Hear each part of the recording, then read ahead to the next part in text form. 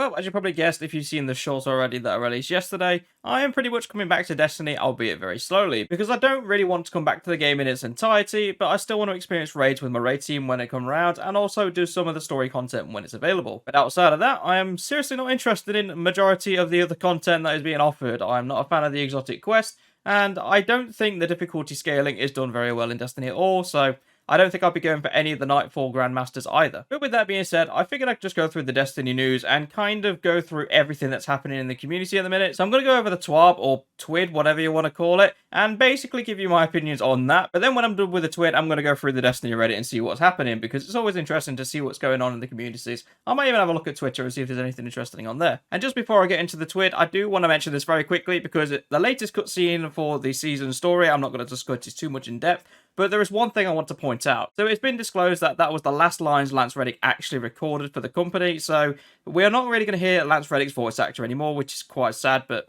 obviously circumstances. But the last words he spoke as Zavala was quite literally, sometimes the battle is stepping away from the battle, which I think with the circumstances it's quite fitting in a twisted way, but either way, if there was a way for him to go out, he definitely went out on a high. Obviously, no disrespect to Lance Reddick, I love the guy, he's a brilliant voice actor, and I'm a big fan of his work. But yeah, just a sad outcome of what actually happened. But just going back to the TWID, Bungie is talking about Bungie Day, which as of recording is happening right now because it's the 7th where I'm recording. And they're basically just disclosing a bunch of things they're going to be doing to celebrate, which is fair enough if you want to get involved with it. It's on the TWID if you want to go and see the links for it. And apparently they're doing a fishing derby, so if you're a massive fan of the fishing mechanic, then this might be something for you. Just literally look at the times to participate. You basically enter a little bit of a competition when you participate. Obviously, see the full conditions of it in the TWID, but I'm personally not going to participate in this because I don't have the time of the day. And then there's a whole dump post of basically patches that are going to come for the mid-season patch for Season 21. And I'm pretty much just going to dumb this down for you really easily. So ignore all these graphs and everything like that. You don't need to know anything about that.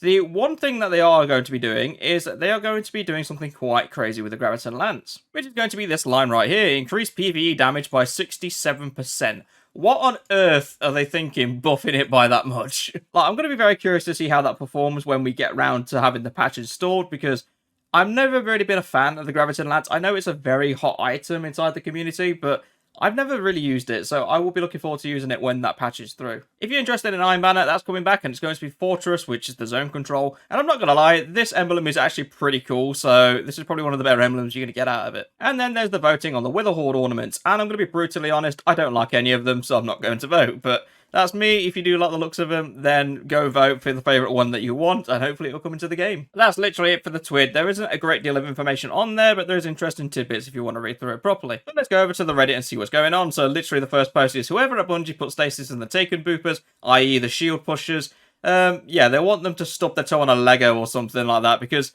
I'm going to be honest with this, like, with the freezing aspects being put into it for the deep dives especially, I don't see why this was ever a thing that needed to be implemented. It's annoying enough being slowed by enemies, but getting to the point where you can barely move an inch without them doing something, and not to mention it's in an environment where you have a time trial, it is absolutely nightmarish to deal with. Second post is about the matchmaking deep dives, so I'm going to be completely honest, I completely agree with this person. They're basically saying if you're running a match-made deep dive, don't expect everyone to go for the exotic, which I completely understand, because the exotic quest is a bloody travesty in my eyes. I don't understand why Bungie thought it was such a good idea to put in a mechanic where you can get slowed by bit and bumped by shields, only have a 10-minute timer to do the activity itself, and if you don't complete the activity, it kicks you back to orbit for whatever reason, which means that you don't get any rewards whatsoever, so you can easily end up wasting 20 to 25 minutes doing this. And that's not even talking about the spongy boss health, or the fact that you've actually got to deal with a tormentor that can't be suspended or anything like that. And whilst the challenge kind of idea from fighting a tormentor that can't be suspended is a good thing, I don't want to be in a position where I'm doing 70,000 points of damage and the health bar is barely even moving. But going back to the actual post itself, honestly, you should literally just be running the deep dives as normal. Maybe do the totem balls if people are actually trying to actively go to them, then that way you can always work together on that. But honestly, if you're going to be doing the match made, don't do the exotic quest. Like, honestly, I'd even encourage you don't do the exotic quest full stop, because the brutal reality of it is in about 7 months time you can get the exotic for free from the exotic kiosk, making the entire exotic quest completely redundant to complete. And I'm going to be honest, it's a stasis scout rifle. Like, there are way better options to use in any kind of environment you wanted to use it in. Third post is actually something that's going to be quite positive, and I kind of agree with this person in a weird way. What's basically being said that this person thinks it's quite cool that Bungie's managed to keep the returning raider secret from pretty much everybody so far. I'm going to be honest, that is pretty much true. We were debating if it was going to be Crota's End, Wrath of the Machine. I think even the Leviathan got thrown in there for some bizarre reason. But the thing is, even with all the quote-unquote leaks that are floating around, there isn't actually any concrete evidence to suggest what raid we're getting, which is a really good thing from a Bungie perspective, because ideally you're going to want these things to come out as a surprise to excite the fan base, and them actually keeping closed doors behind this kind of stuff is a really good thing. Here's a really interesting post. Solo players, how do you go about doing endgame content?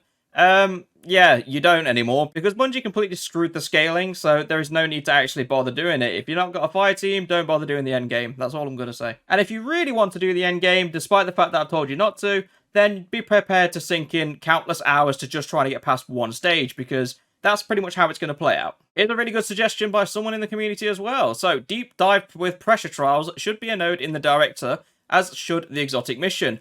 I 100% agree with this. Have matchmaking on all of them, and give them different nodes. That way you can segregate out the players that want to do the different stuff. So if you just want to run a deep dive normal, there's your option. If you want to do the pressure trials, you have an option for that. And if you want to run the exotic quest, you know, like literally every single exotic quest before it, then have it in as an exotic mission on a separate node. It just makes so much sense to have it as a separate thing, and I don't understand why Bungie thought it was a good idea to merge the two. And once again, being kicked back to orbit is a pain in the ass. No idea why that was included. Another post here. Bungie doesn't get sufficient feedback on the things they do right. That's because everything they seem to do right is always wrong. But I'll tell you what, I'm going to go through this post properly, and I'm not just going to give it a critical thing. We'll see what this person has to say and see if we agree with it or not. So the first thing, delivering Whisper Caliber exotic mission, 3 consecutive seasons should be lauded. I'd take Seraph Shield, Avalon, or Whetstone over a new strike any day.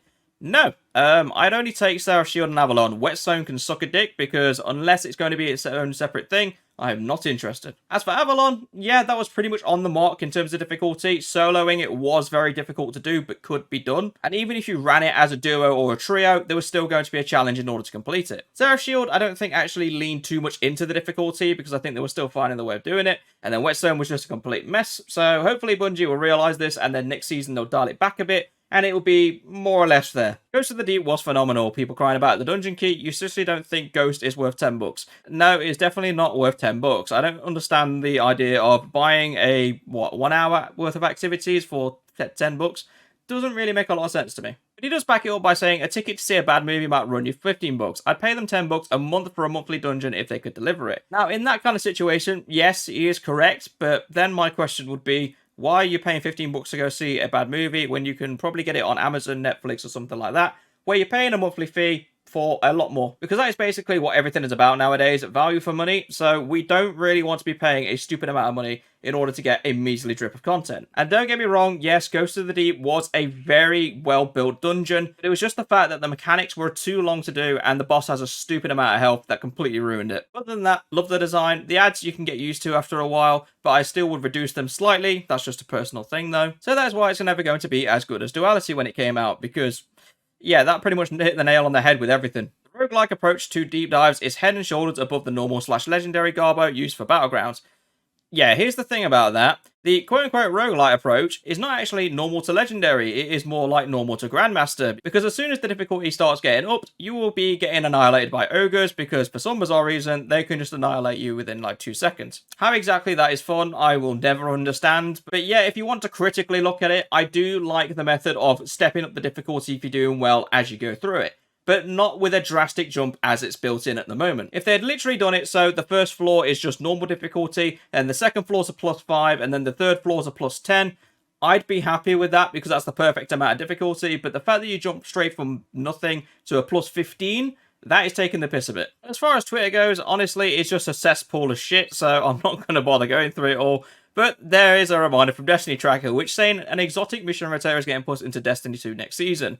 Honestly, the only thing I'm excited for next season, unless the latest cutscene has anything to go off for the next season. We'll have to wait and see, because if it is, I'm semi-excited to see what they're going to do with it.